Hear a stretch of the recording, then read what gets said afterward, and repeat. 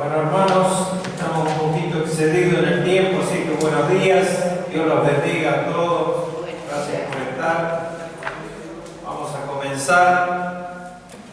Vamos a comenzar repasando lo que ha sido la última clase el domingo pasado, viendo que bajamos un poquito el retorno a Cristo.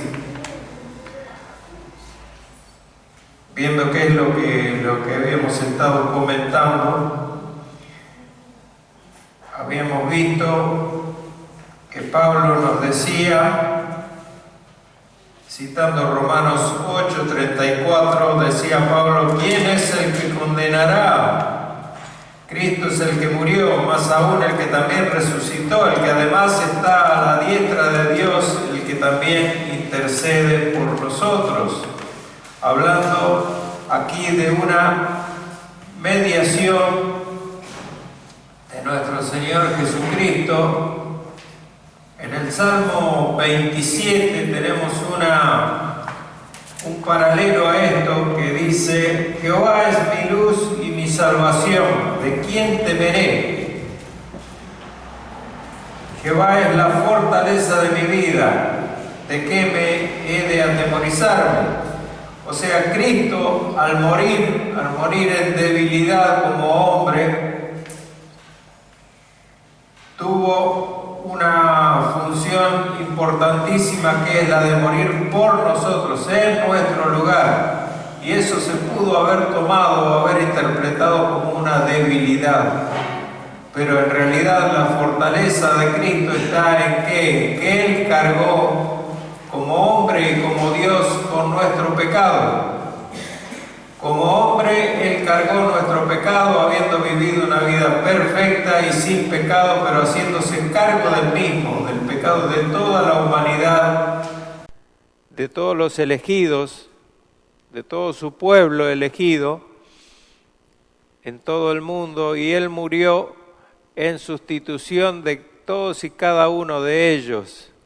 Pero además recibió toda la ira del Padre, y únicamente toda la ira del Padre, demandando su justicia y el pago por ese pecado, podía ser soportado únicamente por un ser infinitamente poderoso, que él tenía que ser, lógicamente, Dios también. Entonces, en sus dos naturalezas, Jesucristo murió en la cruz. Murió como hombre, derramó su sangre como hombre, porque ya lo habíamos dicho, Dios no tiene sangre que derramar, así que necesitaba ser un hombre. Sin derramamiento de sangre, habíamos dicho, no hay remisión de pecado. Entonces, la aparente debilidad de Cristo al morir en una cruz se vio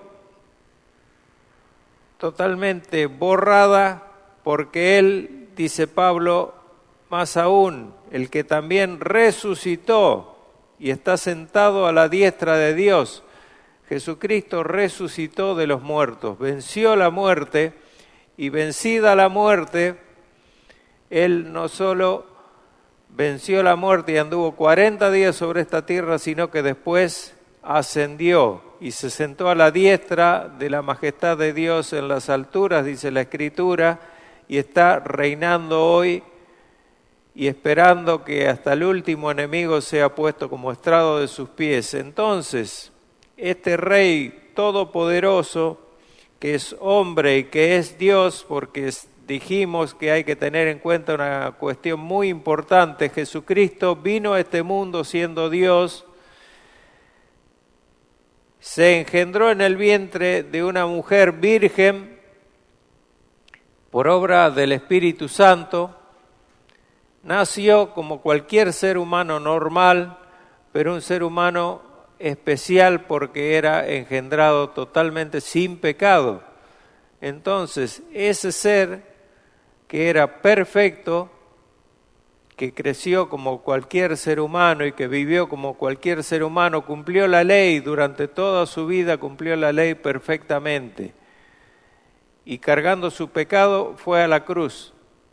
y recibió, como ya les dije recién, todo el peso de la ira de Dios sobre él.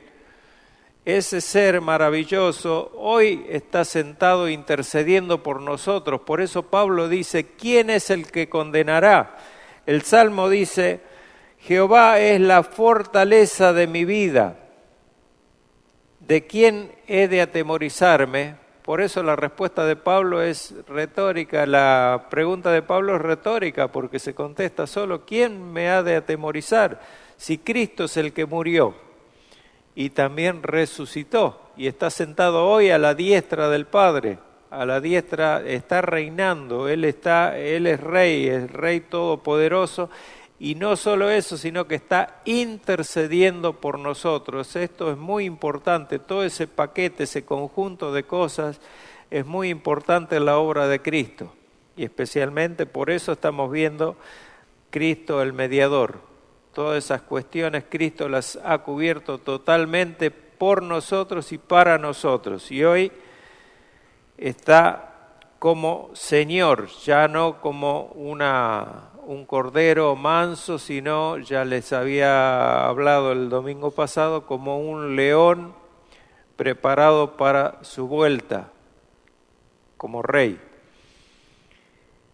Entonces, la vuelta de Cristo, que es lo que estamos esperando con ansias todos nosotros, el regreso de Cristo ya definitivo, va a acarrear ciertos hechos. Habíamos visto y habíamos leído Mateo 13, que dice, de manera que, como se arranca la cizaña y se quema en el fuego, son palabras del Señor, así será en el fin de este siglo. Enviará el Hijo del Hombre a sus ángeles y recogerán de su reino a todos los que sirven de tropiezo y a los que hacen iniquidad. Y los echarán en el horno de fuego, allí será el lloro y el crujir de dientes, haciendo referencia a lo que la Biblia Reina Valera 60 llama la parábola del trigo y la cizaña. Está claro que Cristo no va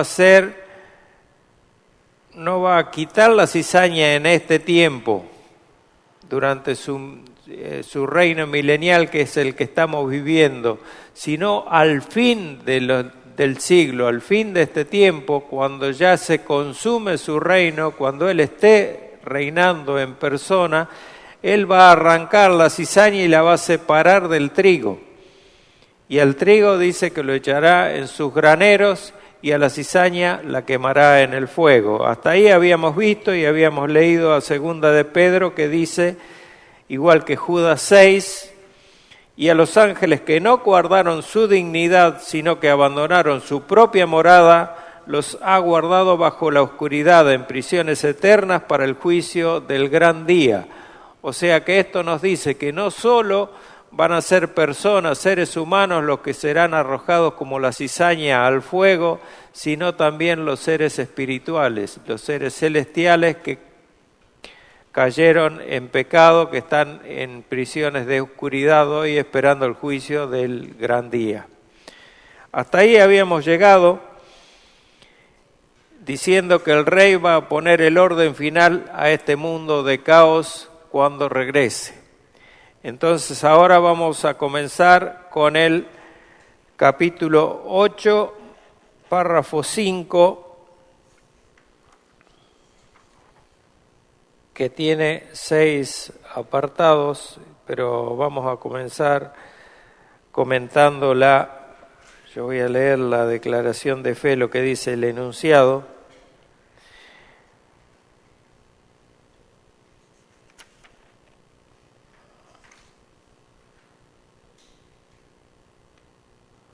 No, creo que está mal el número. Creo que está mal el número. Sí.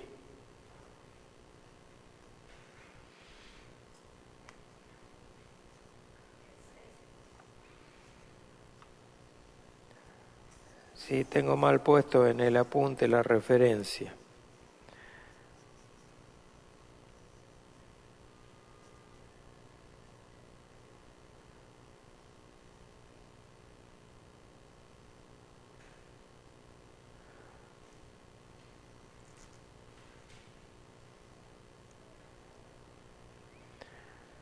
Si tengo mal, es el párrafo 6, no es el párrafo 5, es el párrafo 6. El que vamos a ver hoy, que dice: aun cuando el precio de la redención no fue realmente pagado por Cristo hasta después de su encarnación, sin embargo la virtud, la eficacia y los beneficios de la misma fueron comunicados a los escogidos en todas las épocas desde el principio del mundo, en las promesas, tipos y sacrificios, y por medio de los mismos, en los cuales fue revelado y señalado como la simiente que heriría la cabeza de la serpiente. Yo creo que eso también lo vimos.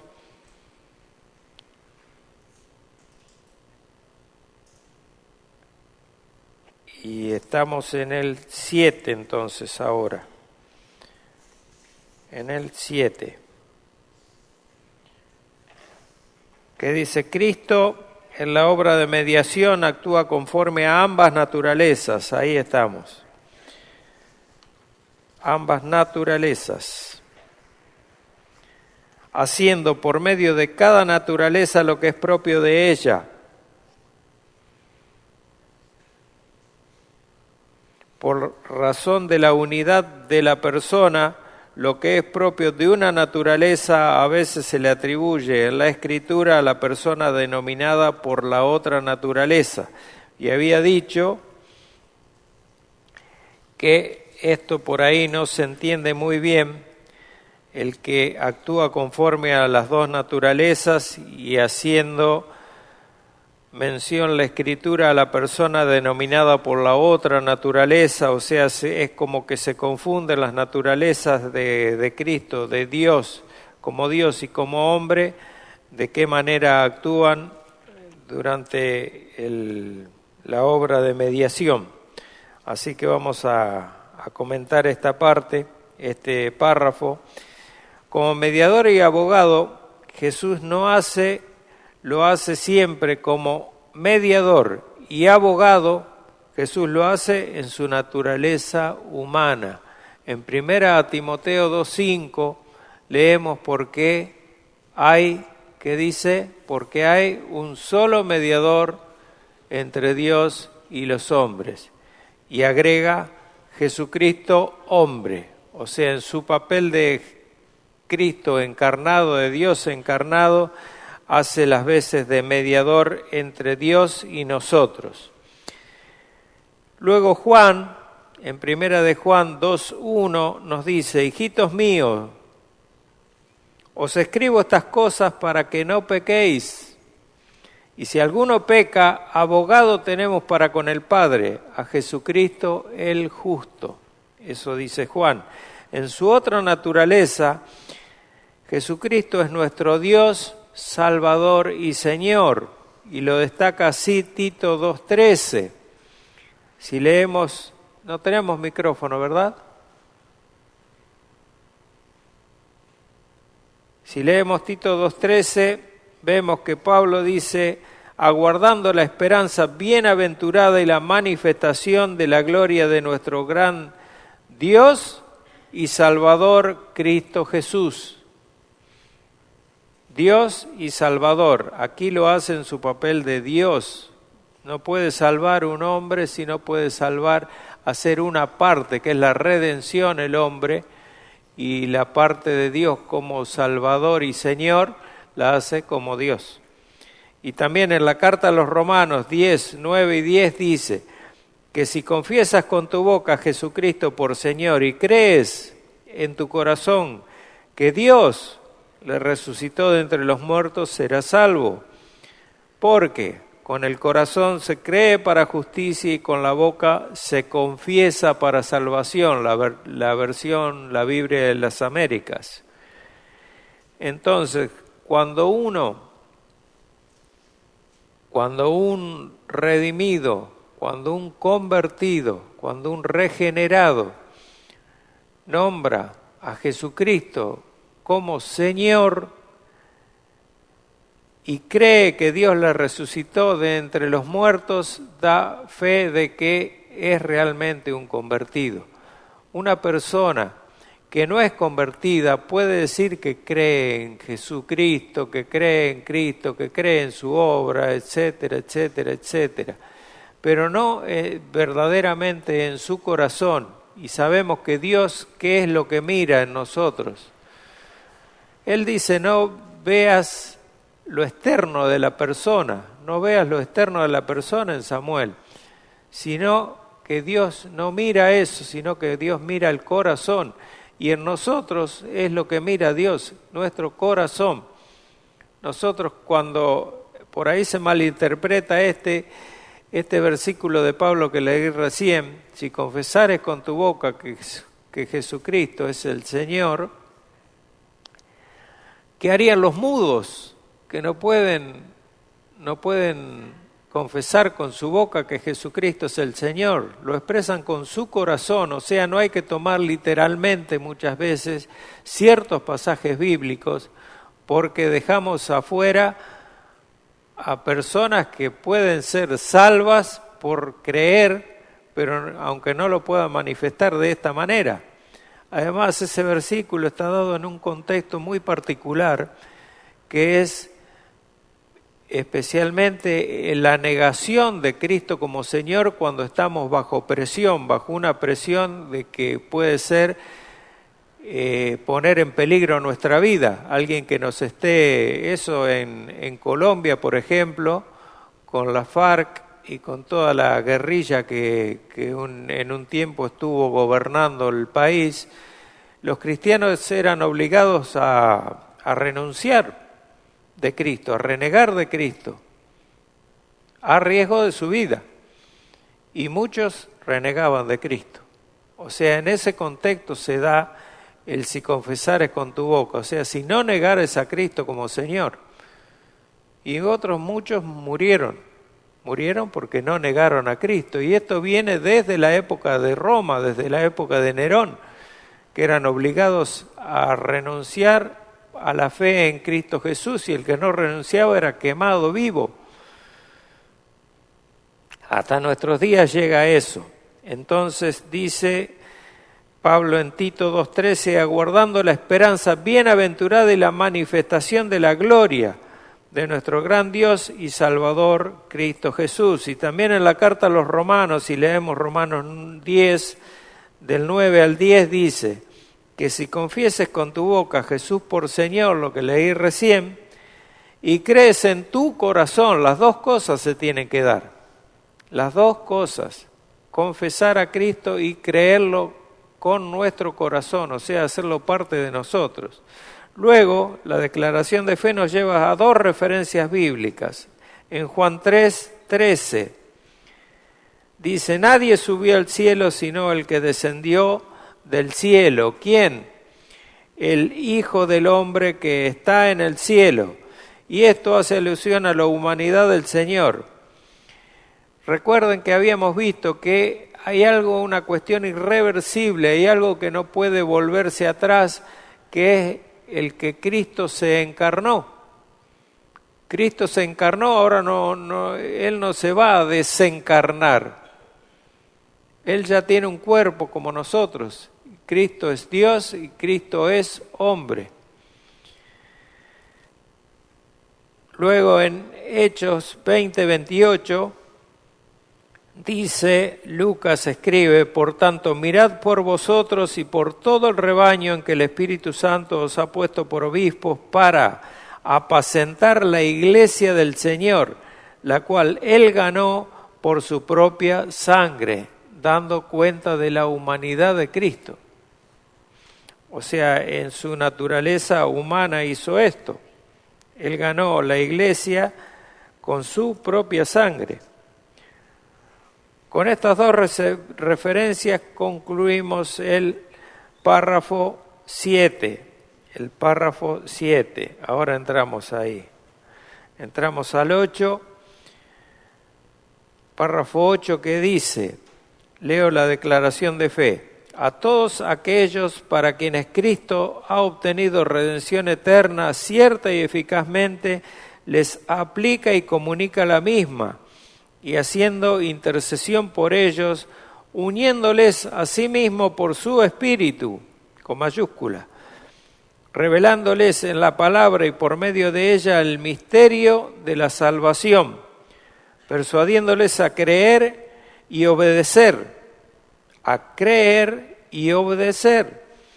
gobernando sus corazones por su palabra y espíritu, y venciendo a todos sus enemigos por su omnipotente poder y sabiduría, de manera y en forma que más coincidan con su maravillosa e inescrutable dispensación, y todo por su gracia libre y absoluta, sin prever ninguna condición en ellos para granjearla, o sea, sin mérito alguno de parte nuestra sería.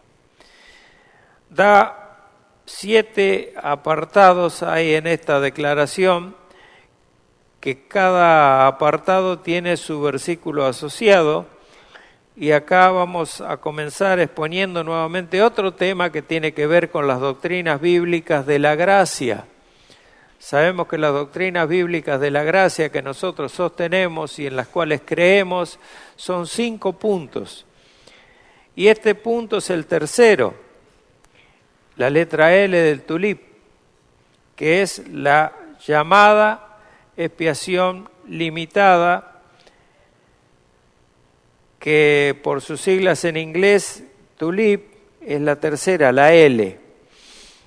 Enseña que Cristo efectivamente redime de cada pueblo solo aquellos que fueron elegidos desde la eternidad pasada. Repito, Cristo redime solamente a sus elegidos, aquellos que han sido elegidos desde la eternidad pasada, en lo que respecta a la suficiencia de la satisfacción total y plena que Él logró en la cruz,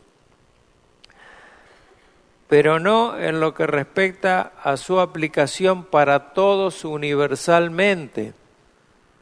Esta obra no es universal en cuanto a la efectividad de la salvación, sí a una cuestión potencial que la sangre de Cristo bastó potencialmente o bastaría potencialmente para salvar a toda la humanidad si Dios, el Padre, así lo hubiera querido.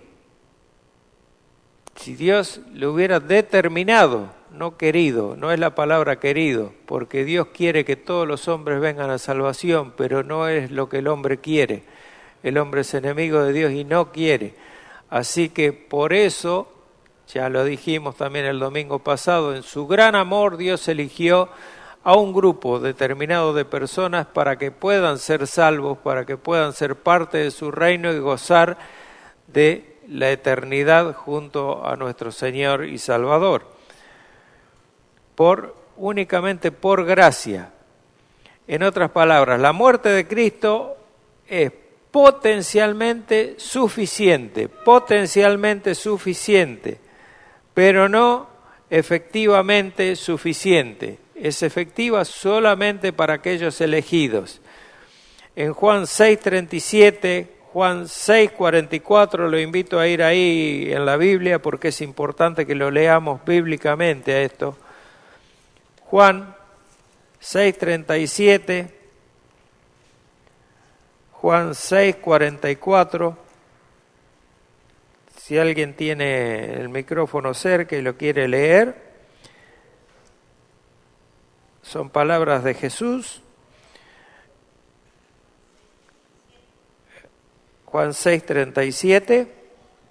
Juan 6:37 dice: todo lo que el Padre me da, vendrá a mí, y al que a mí viene, no le echo fuera. Bien. ¿Quiénes son los que vendrán a Cristo? Los que el Padre le da, Y hay un énfasis muy particular en el versículo 44, que dice: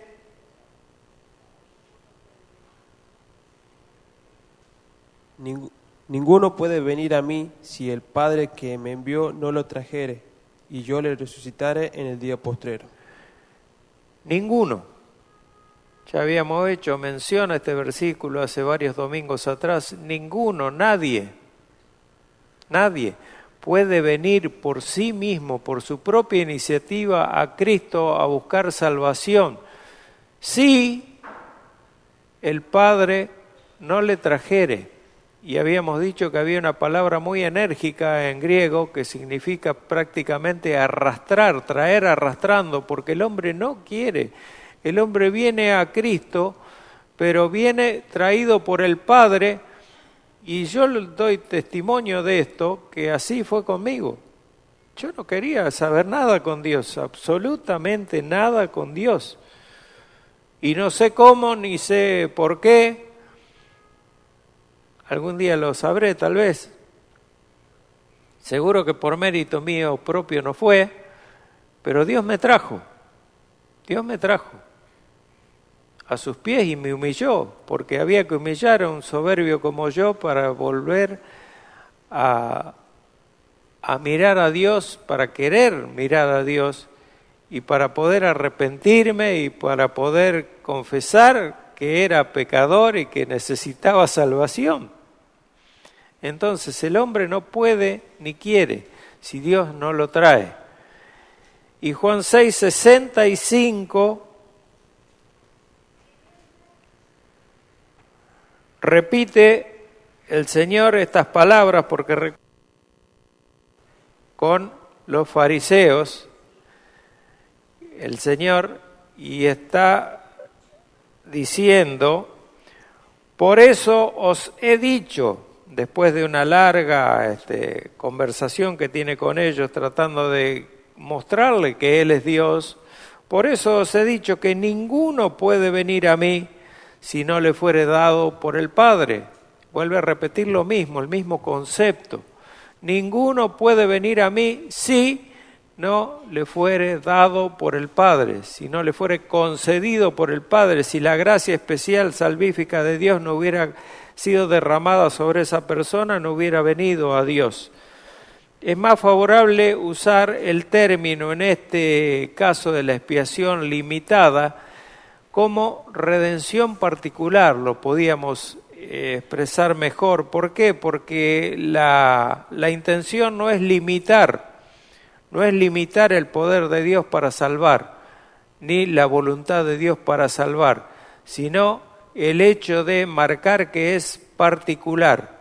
La salvación es orientada particularmente y soberanamente por Dios el Padre hacia los elegidos únicamente. Con esto decimos que Jesús no murió en lugar de cada pecador, de la tierra, porque esto sería universalismo. ¿Se acuerdan que se los comentaba? El universalismo, sino que murió por su propio pueblo. Juan 10:11, seguimos un poquito más adelante, Juan 10:11, ¿qué dice Juan 10:11?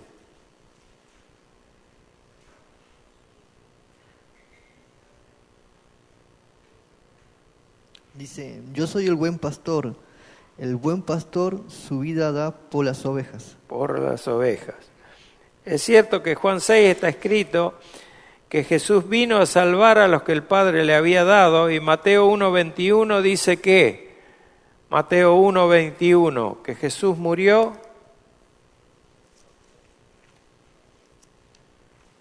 1:21 de Mateo.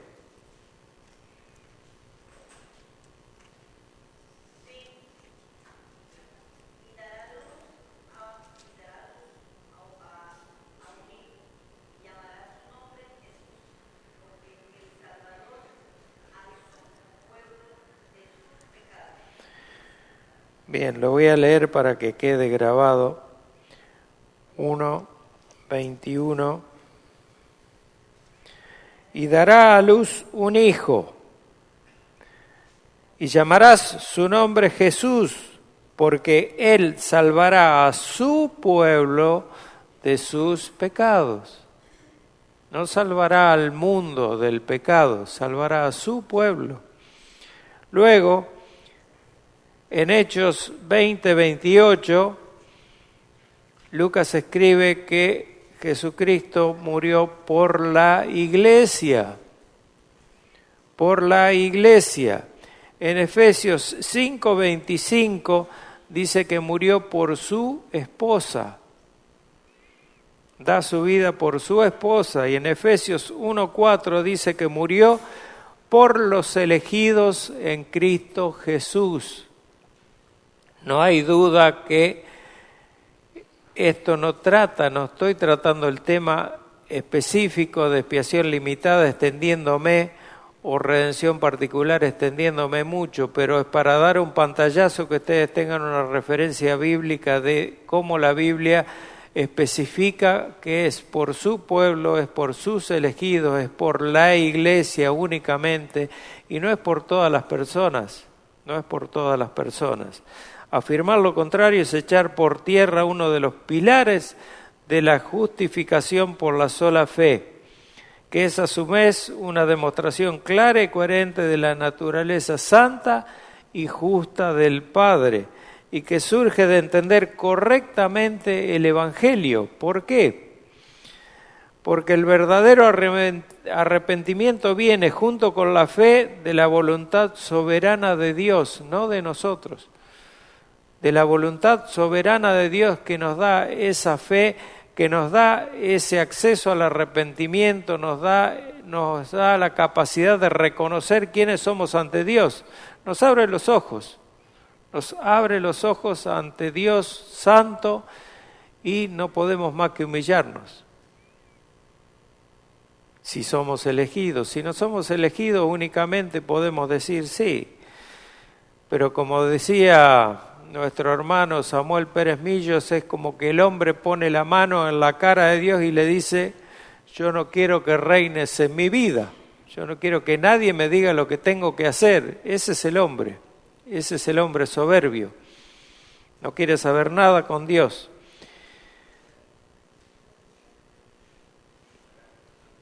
Los versículos de referencia de la declaración de fe que leí al principio de este párrafo 8 son Juan 6, 37, 39, Juan 10, 15, 16 y Juan 17, 9, que sí les voy a pedir, Kevin, que alguien con micrófono lo lea. Juan 6, 37 y 39.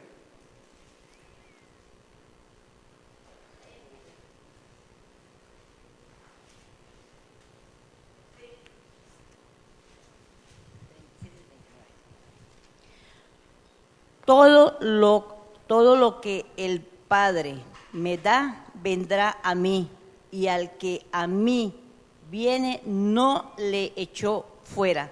No le echó fuera, porque he descendido del cielo, no para hacer mi voluntad, sino la voluntad del que me envió.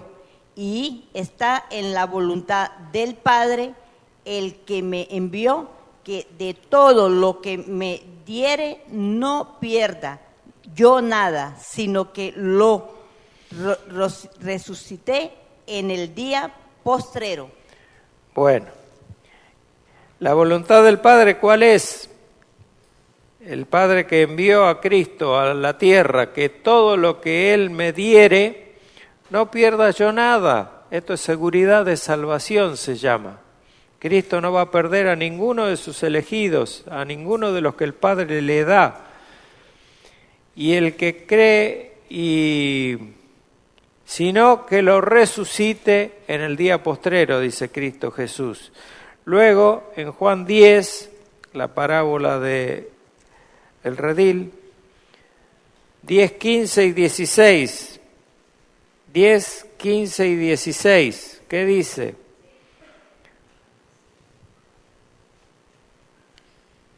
Dice: así como el Padre me conoce y yo conozco al Padre y pongo mi vida por las ovejas, también tengo otras ovejas que no son de este redil. Aquellas también debo traer y oirán mi voz, y habrá un rebaño y un pastor. Bien. En el contexto en que hablaba nuestro Señor Jesucristo es en el contexto de un enfrentamiento otra vez con los fariseos y el grupo de religiosos judíos que creían que ellos eran los únicos elegidos, pero Jesucristo les decía que Él dio su vida por sus ovejas y que también tenía otras ovejas. ¿Qué quiere decir esto? Que no solo eran las ovejas de cierta raza, sino que eran ovejas de otra raza también. En el caso nuestro, que no tenemos razas, sino tenemos etnias, había fuera del pueblo judío, del judío étnico, había, ya lo habíamos explicado esto, pero lo vuelvo a reiterar, había otras ovejas que también debo traer y también debo salvar. Eso es lo que dice nuestro Señor. Y Juan 17:9, la oración intercesora del Señor,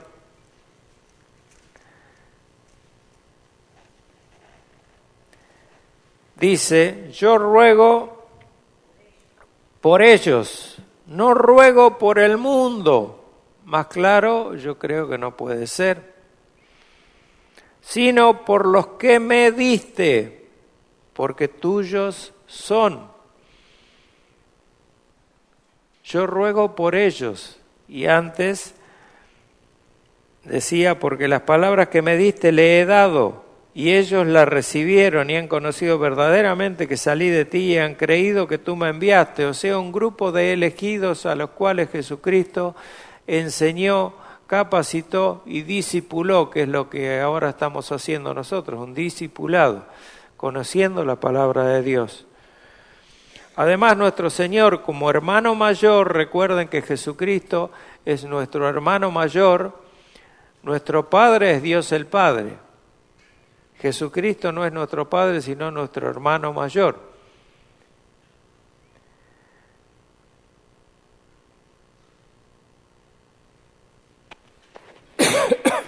Es nuestro intercesor, como ya habíamos visto, y nos da testimonio la palabra en 1 de Juan 2:1-2, que para que no la busquen yo se las leo. Hijitos míos, dice Juan, estas cosas os escribo para que no pequéis. Y si alguno hubiere pecado, abogados tenemos para con el Padre, a Jesucristo el justo. Y Él es la propiciación por nuestros pecados. Y no solamente por los nuestros, sino también por los de todo el mundo. ¿Y qué estamos diciendo? ¿Nos estamos contradiciendo acá? ¿O no?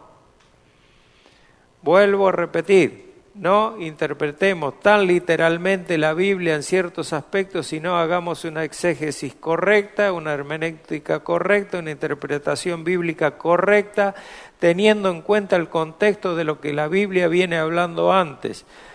Si Juan 6 está hablando y dice que todos los que me diste y que ninguno puede venir a mí si el Padre que me envió no le trajere, está hablando de un grupo de personas muy particular, elegidos por el Padre. Entonces acá Jesucristo no puede estar salvando a todo el mundo.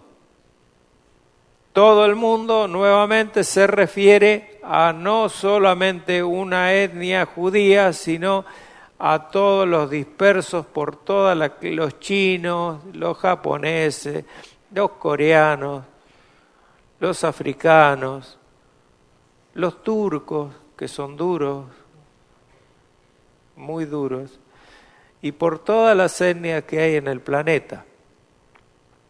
A eso se refiere Juan, entendiendo todo el mundo, no solamente a los judíos, sino a las etnias de la tierra. ¿Estamos? Bien. Pablo, en el conocido versículo de Romanos 8, pregunta retóricamente y nos consuela luego con una verdad maravillosa. Pablo dice, ¿quién es el que condenará? Lo que leímos recién, Cristo es el que murió y más aún el que resucitó, el que además está sentado a la diestra del Dios, el que también intercede por nosotros. Dios el Jehová del Antiguo Testamento, el Cristo del Nuevo Testamento, es quien nos defiende, quien intercede por nosotros. Y aquellos que hemos alcanzado la salvación, que fuimos justificados por la fe, podemos afirmar con sumo gozo en el Espíritu que, Romanos 8, 1, 2, que dice, ahora pues, ninguna condenación hay para ¿quiénes?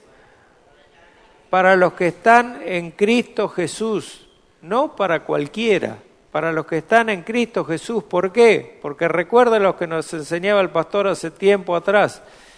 Dios ve a dos tipos de personas en este mundo, a dos tipos de personas solamente.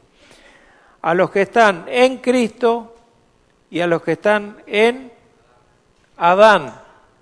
O sea, los que están en el Espíritu y los que están en la carne. Son dos tipos de personas que Jesucristo, que Dios el Padre mira.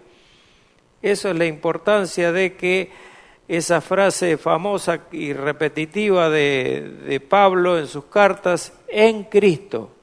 A los que están en Cristo Jesús, los que no andan, dice, conforme a la carne, sino conforme al Espíritu. Porque la ley del Espíritu de vida en Cristo Jesús me ha libertado de la ley del pecado y de la muerte. Si ustedes leen una versión antigua de la Reina Valera 60, van a ver que en este versículo 1 no figura esta frase que dice, los que no andan conforme a la carne, sino conforme al Espíritu, y está solamente en el versículo 4.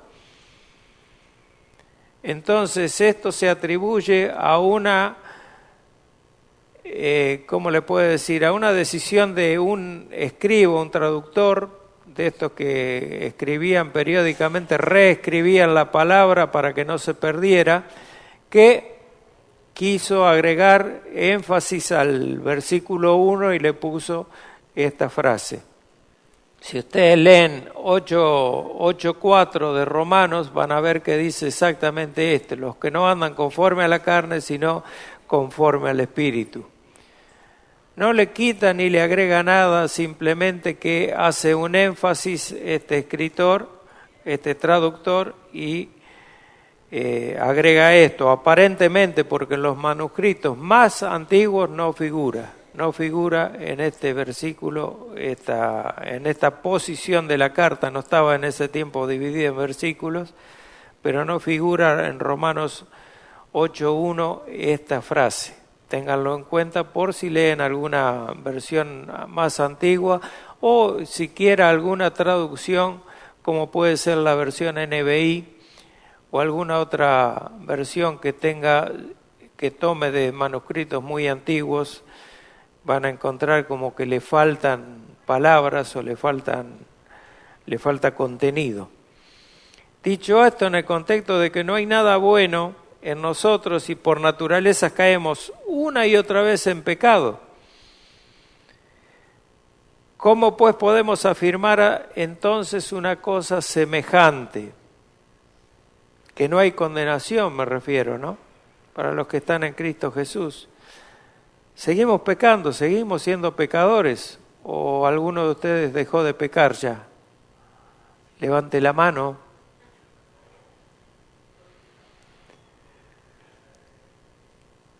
Primero, Pablo nos da unas respuestas en el capítulo anterior de la carta a los Romanos, en Romanos 7. Si vamos a Romanos 7, Pablo expresa primero una gran angustia por una situación que está viviendo, una profunda angustia por una situación muy que lo tiene consternado a Pablo, y después es como explota en alabanza. Dice en 7:21, así que queriendo hacer yo el bien, hallo esta ley que está en mí. Porque según el hombre interior me deleito en la ley de Dios, pero veo otra ley en mis miembros que se rebela contra la ley de mi mente y me lleva cautivo a la ley del pecado que está en mis miembros. O sea, tiene un problema grave. Tiene una lucha interna Pablo con el pecado. O sea que no, Hay algunos que creen que los de Solo Cristo, por ejemplo, que es una secta herética que está en nuestros días, dicen que al estar convertido a Cristo, al yo aceptar a Cristo en mi corazón, como es la famosa oración que se hace habitualmente por los decisionistas, ya no peco más, ya automáticamente no peco más. Y esto es de una caradurez tremenda, porque todos sabemos que seguimos siendo pecadores, seguimos cayendo una y otra vez. Si no, no tendría sentido que Cristo esté mediando por nosotros, o sea, nuestro abogado. Las palabras de Juan estarían diciendo cosas que no corresponden, porque si pecareis, abogado tenéis para con Dios, Jesucristo el justo, dice Juan. Entonces quiere decir que somos pecadores y seguimos siendo pecadores. Y esta es la lucha que tiene Pablo. Y sigue, dice, miserable de mí, ¿quién me librará de este cuerpo de muerte? Dice Pablo. Y ahí es cuando explota en alabanza y dice, gracias doy a Dios por Jesucristo, Señor nuestro. Así que yo mismo con la mente sirvo a la ley de Dios, mas con la carne a la ley del pecado. ¿Qué quiere decir esto? Que nosotros hay una ambivalencia entre lo que sabemos psíquicamente o nuestro pensamiento, nuestra razón sabe que debe hacer y lo que realmente hacemos con nuestro miembro, porque nuestra carne, como decíamos cuando hablábamos del tema está continuamente y permanentemente inclinada naturalmente hacia el pecado, porque nuestra naturaleza es pecadora. Nuestra naturaleza, sin duda alguna, y no hay quien lo pueda poner en duda, es pecadora. Nuestra carne nos inclina al pecado. Lo único que impide que nosotros nos vayamos a revolcar en el pecado es la obra del Espíritu Santo junto con nuestra conciencia. Por eso dice con nuestra mente, con mi mente, sirvo a la ley de Dios. Con lo que yo sé, con lo que yo entiendo cuando leo la palabra, sirvo a Dios. Pero con mi cuerpo, con mi mente, con mi carne, con mi voluntad a veces, cuando aflojo mi voluntad y la dejo hacer lo que mi voluntad quiera, obedeciendo a la ley que está en mis miembros, la ley que está en mis miembros es la ley del pecado. O sea que en mi naturaleza hay dos leyes. La ley de Dios, la cual obedezco con mi mente y con mi conciencia, porque mi conciencia junto con el Espíritu Santo me lleva a hacer lo recto, y eso depende en gran parte de mi fuerza de voluntad para que yo me pueda ir santificando continuamente, es obedecer la ley de Dios, querer obedecer la ley de Dios, y como digo siempre, no perfectamente porque siempre vamos a caer, pero sí sinceramente, sí de corazón. Por eso cuando erramos, volvemos a Dios, a los pies de Dios, a pedirle que nos perdone, que nos restaure, que nos limpie. Entonces, esta es la respuesta al problema del pecado en el hombre. El diablo siempre nos va a acusar, por eso es diablo. Diablo significa acusador. Pero ya hemos sido justificados por Dios a través de los méritos de nuestro Señor Jesucristo, ganado por su sacrificio en la cruz el lugar nuestro. Ese es nuestro mediador. Ganó los méritos suficientes para que Dios nos declare justos. ¿Quién es el que condenará? Dice Pablo. La respuesta es ¿quién? Nadie, absolutamente nadie, porque Cristo es quien intercede por nosotros. Él es nuestro único y suficiente mediador ante el Padre. No hay otro. El único mediador entre Dios y el hombre es Jesucristo. No existe otro mediador. Dios, el Padre, nuestro Padre Celestial, nos ve perfectos únicamente en Cristo. Esa es la importancia de esa frase repetitiva de Pablo, en Cristo, a los que están en Cristo. ¿Por qué? porque es la forma en que Dios nos ve justos, es la única forma en que Dios nos puede ver justos, es en Cristo, porque los méritos son absolutamente de principio a fin de Él. Él hizo todo lo que nosotros no pudimos hacer y Él precisamente hizo todo lo que nosotros queremos, pero no podemos. Y no hizo todo lo que nosotros hacemos, que es pecar.